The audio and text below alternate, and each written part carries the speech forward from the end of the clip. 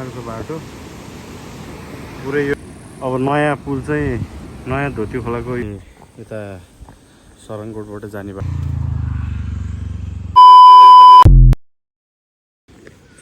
Hello guys, welcome to my new vlog. Good morning everyone. तपाईँहरू पनि सन्चै हुनुहुन्छ होला, म पनि एकदम सन्चै आरामै छु। आज म पोखरा जान लागेको, पोखरा काम छ त्यही भएर पोखरा जान लागेको। एरिक पनि हिँड्दैछन्। अब एरिक चाहिँ त्यहाँ तल मम्मी र बा तल हुनुहुन्छ, त्यहाँ छोडिदिनु पर्ला एरिकलाई, अनि म चाहिँ जानु पर्ला। त्यही भएर अब हिँड्न लागेको। अब हेरौँ पोखरा कति दिन बसिन्छ। आज चाहिँ मौसमी पनि साथ दिएको छ, ठिकै छ मौसम। पानी पनि परे होइन, घाम पनि लागेको छैन, एकदम शीतल शीतल छ। अब आज जानु पर्यो, अनि त्यो कामहरू सकेर अनि फेरि फर्किनु पर्ला।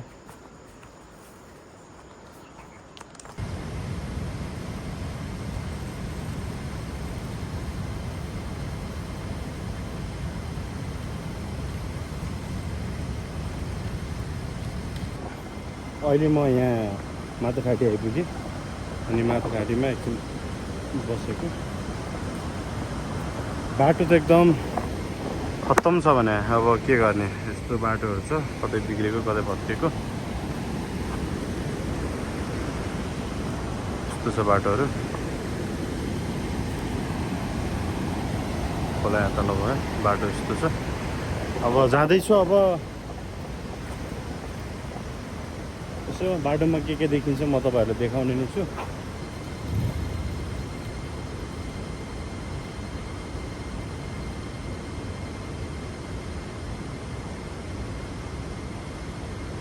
म अहिले पुरानो फिल्म गोरेटो फिल्मको सुटिङ भएको ठाउँमा आइपुगेको छु। यो झरनामा हो गोरेटो फिल्मको सुटिङ भएको। पहिला त बाटो यताबाट थियो के अरे, अनि यो झरनामा हो गोरेटो फिल्मको सुटिङ भएको। अहिले म यहाँ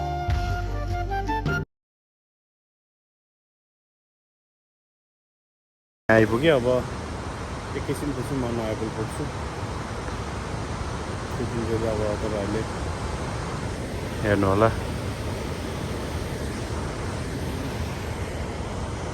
बाटो चाहिँ यस्तो छ, पुरै पहिरोहरू जाने त्यस्तै छ। अस्ति एकदम धेरै पानी पर्दाखेरि चाहिँ बिगार गरेको ठाउँ चाहिँ यहाँ हो। यस्तो बनाएको छ बाटो, पुरै यो भित्र सबै गरेर पोल पनि ढलाइदिएको छ। बाटो यस्तो बनाएको छ। अब पानी त अहिले त यति धेरै छ, अब त्यति बेला झन् कति भयो होला हेर्नु न। अब यस्तो डेन्जर छ यहाँ। अब यो बाटोलाई अब बनाउला नि अब छिटै। अझ पहिरोले बगाएको त माथि हो। म चाहिँ अहिले बिठाटिनेर आएँ। अहिले पनि यहाँ यति धेरै चाहिँ बिराम गरेको रहेछ यहाँ।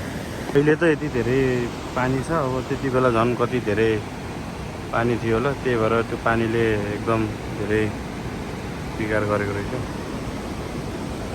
यो चाहिँ यता चाहिँ हाइड्रो छ, त्यो हाइड्रोको चाहिँ यो ड्याम बनाएको के यति धेरै छ।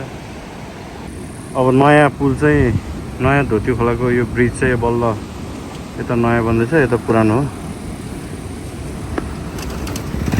यो चाहिँ पुरानो पुल, यो सानो भएर अहिले फेरि यता पनि नयाँ बनिरहेको छ। त्यो छ। अब म नयाँ पुल आइपुगेँ। अब नयाँ पुल आएँ। अब नयाँ पुलबाट पोखरा जाँदैछु। हेरौँ बाटोमा के देखिन्छ, म तपाईँहरूलाई देखाउने नै छु। भिडियोलाई लाइक कमेन्ट गर्न चाहिँ नभुल्नु होला है।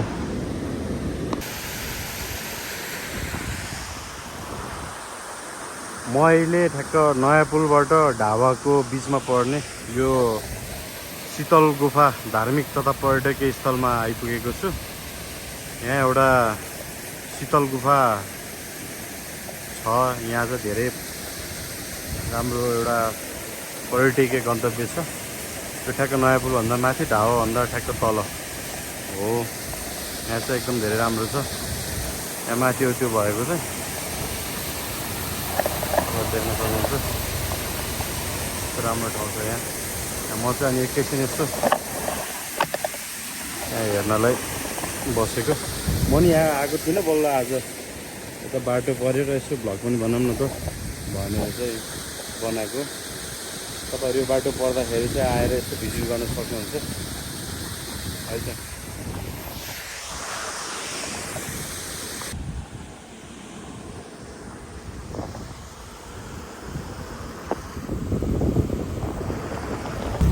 त्यो तल बन्दै गरेको पुल र यो पुलको नाम एउटै हो, यो खोला पनि एउटै हो। जो यहाँ चाहिँ यति राम्रो छ बाटो। अहिले म यहाँ लुम्ले आइपुग्न लाग्यो। अब लुम्ले आइपुग्न लाग्यो। अब यहाँ हेर्नुहोस् न, यो दृश्य कस्तो राम्रो देखेको छ भने धरती र आकाशको मिलन भए जस्तो एउटा क्षितिज देखेको छ। कस्तो राम्रो। यहाँ चाहिँ बाटो छ, बाटो भयो। धेरै राम्रो, अति राम्रो दृश्य छ यहाँ। यो अब लुम्ले आइपुग्न लाग्यो। अन्नपूर्ण गाउँपालिका पनि भनौँ न यो दृश्यहरूको कुरामा चाहिँ एकदम एउटा घुम्नुपर्ने ठाउँ हो जस्तो लाग्छ मलाई। किन भन्दाखेरि यहाँ धेरै नै राम्रो दृश्यहरू छन्, धेरै राम्रो घुम्ने ठाउँहरू छन्। तपाईँहरू पनि समय मिलाएर घुम्न आउन सक्नुहुन्छ। अहिले म नौडाँडा आइपुगेँ। म नौडाँडाको यो बाटोबाट देखिने दृश्य कस्तो देखिन्छ म तपाईँहरूलाई देखाउँदैछु। हल्का हेर्नु ल। हेर्नुहोस्, नौडाँडा यो हो। त्यो देखिएको फेवाताल दामी छैन।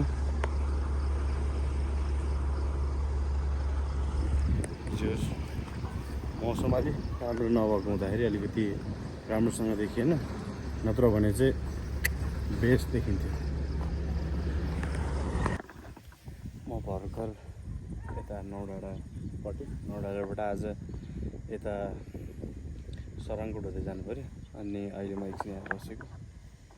अनि यता फेवाताल अनि त्यो चाइनिज गुम्बा, दामी ठाउँहरू छन्।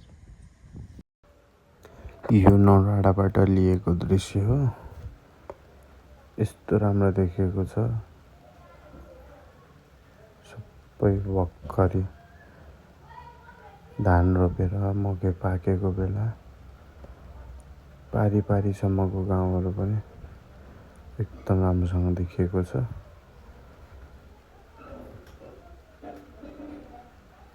यो नौडाँडाको भ्यू हो। वहाँ पर देखिएको ताल चाहिँ फेवाताल हो। यस्तो राम्रो देखिएको छ।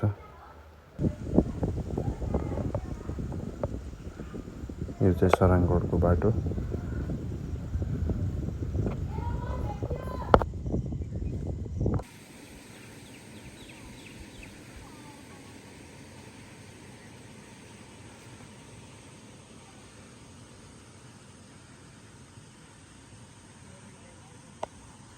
यो चाहिँ यता सराङकोटबाट जाने बाटोको ठुली पोखरीको एउटा ताल हो। यो यस्तो दामी देखेको छ अहिले यो असारमा।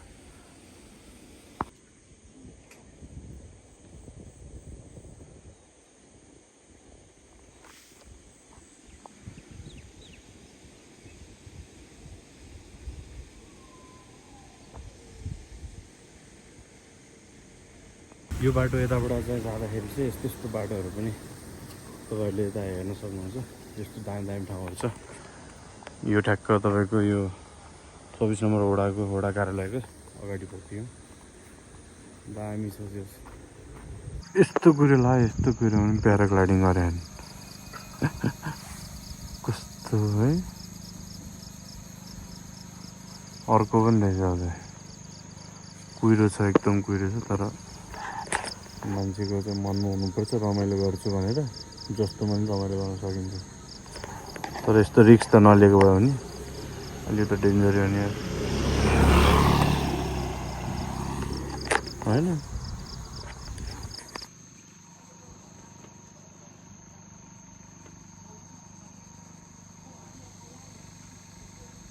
यस्तो कुरो तर प्याराग्लाइडिङ गरिरहेको छ नि अर्को त कहाँ गयो भर्खर त्यही थियो त कतापट्टि गयो तलपट्टि पनि रहेछ एउटा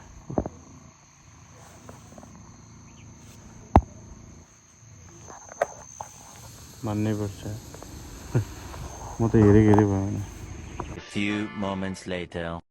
मैले ठ्याक्क बिन्दुवासिनी आइपुग्न लागेँ बिन्दुवासिनीको यो डिलबाट देखिने दृश्य पनि म तपाईँहरूलाई देखाउने नै छु तर एकछिन धैर्य गर्नु होला यस्तो ब्युटिफुल देखिरहेछ कि पोखरा यस्तो राम्रो देखिरहेछ ल अब तपाईँहरू हेर्नलाई रेडी हुनु ल 1 2 3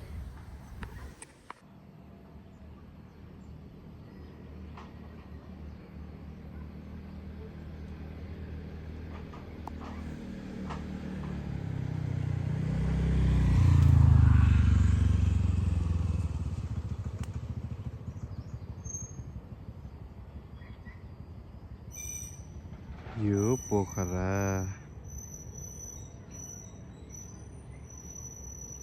कस्तो दामी देखिरहेछ हेर्नु त